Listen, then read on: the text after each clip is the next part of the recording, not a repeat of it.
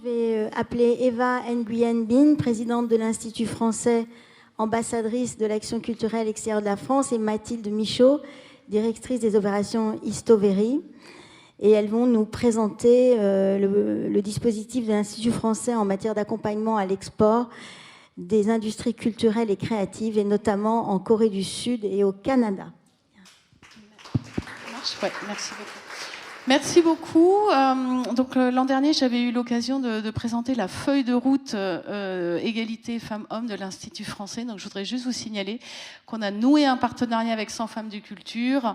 C'est la première année, donc ça nous permet de soutenir l'association encore mieux que ce qu'on pouvait faire avant. Donc j'en suis vraiment ravie. Et dans le cadre de ce partenariat, donc l'association nous a proposé de présenter un dispositif. Alors l'idée, c'est pas de vous parler de l'Institut français, de ce dispositif, mais c'est de vous présenter un programme qui, je l'espère, peut vous intéresser, en tout cas peut intéresser pas mal d'entre vous, et pour lesquels on serait ravis d'avoir davantage de candidatures féminines. C'est un programme qui est financé par le biais de France 2030 pour soutenir à l'export les ICC françaises, donc les entreprises, les start-up, les PME, voilà, les bureaux de design, ça peut être du design, ça peut être de la muséographie, etc., etc.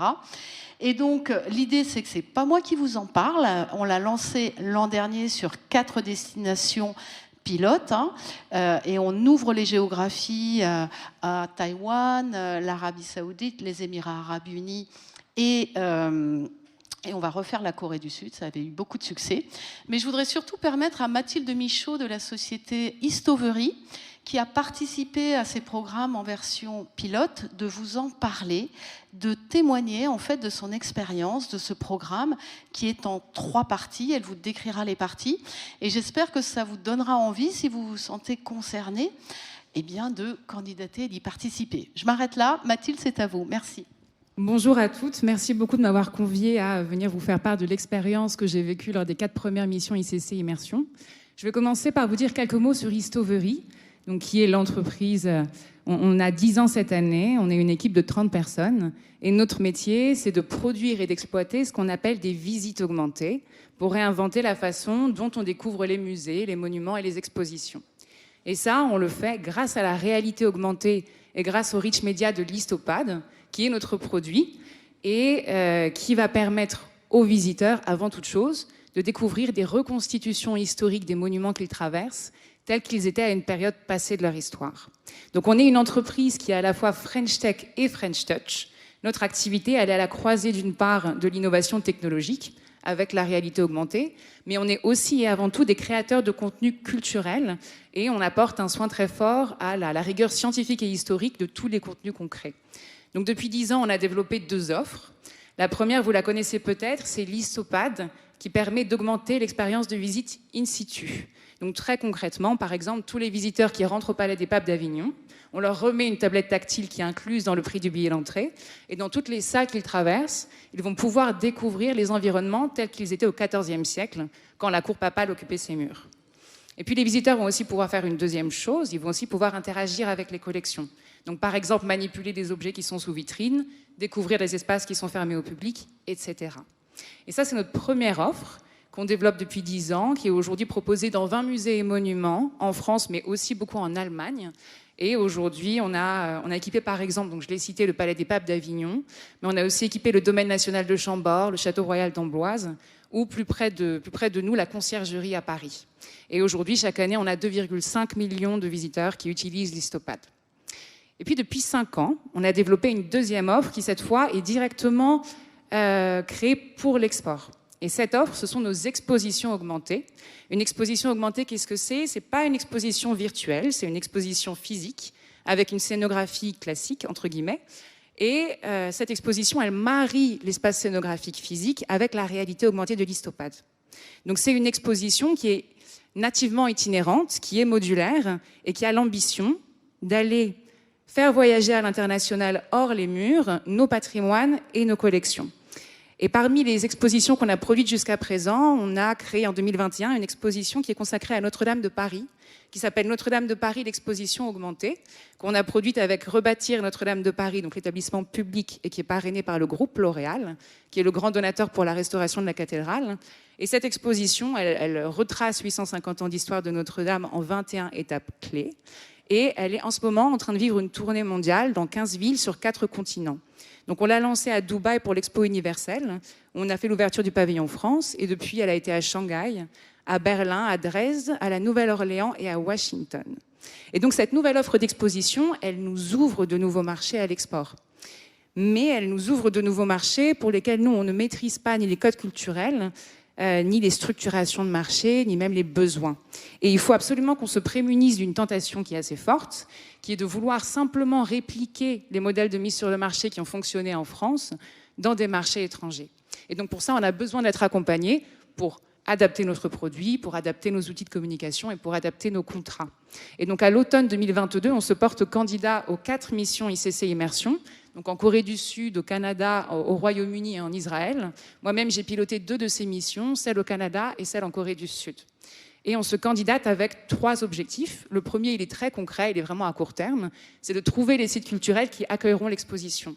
Et puis on a 2 autres objectifs à l'esprit qui sont plutôt de moyen terme. D'une part, rencontrer des musées et des monuments qui voudraient qu'on les équipe de l'Histopad pour réinventer leur outil de médiation. Ou alors, trouver des acteurs qui souhaiteraient avec nous coproduire une exposition sur une thématique culturelle locale avec cette ambition d'une tournée internationale. Et donc on candidate, c'est un processus qui est sélectif et on est pris sur les 4 premières missions. Et ces missions, très concrètement, comment est-ce qu'elles se déroulent ? Elles se déroulent en 3 phases. Il y a une première phase qui est une phase dite d'immersion à distance. Donc avant d'aller chercher des prospects, avant d'aller les rencontrer, on a une phase qui se passe à Paris et qui va nous permettre d'avoir les clés de compréhension des marchés qu'on vise. Donc ça dure entre 1 et 4 semaines et on va d'une part rencontrer des experts qui nous expliquent les marchés de chacune des industries culturelles et créatives qui est représentée dans la délégation. Elle va nous permettre de travailler nos pitchs, évidemment, de retravailler nos outils de communication, de retravailler notre approche du marché et surtout, chose excessivement précieuse que je souligne, elle nous permet aussi de rencontrer des entrepreneurs français qui ont réussi leur implantation sur les marchés locaux. Et ça, c'est excessivement précieux, bien sûr, parce que ce sont des personnes qu'on va pouvoir solliciter pendant toute la durée de notre implantation. Je voudrais juste ajouter à ce stade de la présentation de Mathilde que nous, Institut français, pour ce programme et pour accompagner au mieux les entreprises, on travaille avec Business France, que vous connaissez sans doute très bien. Donc on marie, nous, nos compétences culturelles, artistiques, avec les compétences business de Business France. Et on travaille bien sûr avec le réseau des Business France dans les pays, des instituts français dans les pays, des ambassades dans les pays. Donc ça fait vraiment, je dirais, une conjonction de compétences qui fait des programmes très qualitatifs et sur mesure. Absolument. Et ça me permet d'introduire la deuxième phase, qui est une phase d'accompagnement collectif sur place. Donc là, toute la délégation, c'est des délégations généralement d'une dizaine d'entrepreneurs culturels qui représentent tous les secteurs des ICC. Donc aussi bien les jeux vidéo que le cinéma, l'animation et dans notre cas, la médiation digitale. Et là, on va avoir 2 types de rendez-vous. Des rendez-vous qui sont des rendez-vous collectifs qui nous permettent de rencontrer les acteurs clés des secteurs culturels et des rendez-vous individuels qui justement sont organisés notamment via Business France et qui sont organisés en amont, selon une liste de prospection que nous avons préétablie. Donc cette mission sur place, elle prend différents formats, évidemment, en fonction de la zone dans laquelle on est. Mais pour vous faire, par exemple, un retour sur ce qui s'est passé en Corée, les services culturels de l'ambassade, l'Institut français et Business France ont organisé un salon dédié sur 3 jours pour inviter les professionnels coréens à venir nous rencontrer. Donc ils ont organisé des stands, ils ont organisé des tables rondes. Et sur ces 3 jours, ils ont réussi à attirer 200 professionnels des ICC coréennes. Ce qui est un bon indice de l'intérêt qu'a le secteur coréen pour des productions françaises, voire des coproductions avec des acteurs français. Au Canada, on a eu une mission qui a été organisée sur 3 villes, donc Montréal, Toronto et Vancouver. Et tout le long de donc elle durait 2 semaines. Et sur cette mission-là, on a rencontré 30 prospects qualifiés. Donc c'était aussi une mission excessivement dense. Et je voulais aussi insister sur un point, qui est que le fait d'être en délégation avec d'autres secteurs des ICC est excessivement stimulant, parce qu'on rencontre des entreprises qui ne sont pas nos concurrents directs, qui travaillent dans des secteurs qu'on n'a pas du tout l'habitude de rencontrer. Et ça va créer une émulation. Aujourd'hui, on se soutient, on est alliés parce qu'on a ce même défi qui est d'aller conquérir un marché international. Et ça, c'est une alliance qui se crée et qui se conserve dans la durée et qui est très précieuse. Et enfin, il y a une troisième phase qui est une phase uniquement pour les entreprises qui le souhaitent. C'est aussi une phase qui est sélective. Et c'est la phase 3 qui est une phase d'accompagnement individuel sur place. Et ça peut durer entre plusieurs semaines et plusieurs mois en fonction des opportunités qu'on aura identifiées sur place. Et donc, je conclurai peut-être par un bilan pour Istovery de cette mission ICC Immersion. Le bilan, il est tout à fait exceptionnel pour nous, parce que sur 3 des 4 zones qu'on a prospectées, on a eu 4 très belles signatures de contrats pour présenter l'exposition Notre-Dame. Donc, elle va d'abord aller au Canada. On va la présenter dans un musée qui s'appelle Arsenal Art Contemporain. Elle va ensuite aller à Londres, où là, on est très heureux d'annoncer qu'elle va être présentée à l'abbaye de Westminster. Et pour finir, on la présentera à Séoul, au Musée national de Corée.